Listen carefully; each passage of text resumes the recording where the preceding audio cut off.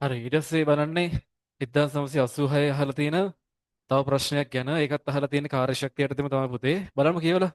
වස්තුවක් ගුරුත්වයට නිශ්චලතාවය ඉඳන් වැටෙනවලු ගමන් කළ දුර x සමග කාලය x සමග ඡාය ශක්තිය වෙනස් වෙන ආකාරය. right. ළමයි දැන් මෙහෙමනේ සීන් එක තියෙන්නේ. ඔන්න වස්තුවක් මේ උඩ ඉඳන් නිශ්චලතාවයෙන් පල්ලෙහාට වැටෙනවා පුතේ. එහෙම නිශ්චලතාවයෙන් වැටෙද්දි මං ගන්නම් පොළොව මට්ටම තමයි විභව ශක්තිය බිඳුවක් වෙන්නේ කියලා. දැන් මේ අපතේ නිශ්චලතාවයෙන් වැටෙන්නේ. ඔන්න පල්ලෙහාට වැටෙනවා.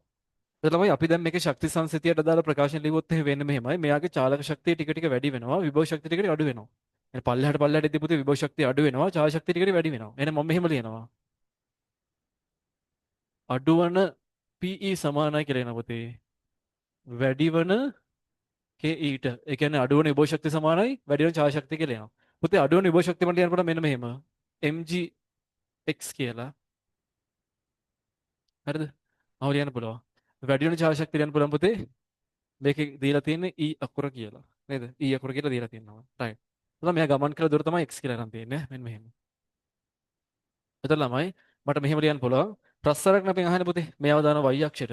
මෙයාව දානවා x අක්ෂයට. එතකොට පුතේ ප්‍රස්තාරය එන්නේ y සමාන mx එක්කෙනෙක් මෙන්න මෙහෙම මූලක්ෂය හරහා යන සරල රේඛාවක්. ආංශක පුතේ දෙවෙනි එක්කෙනා. ආංශක දෙක.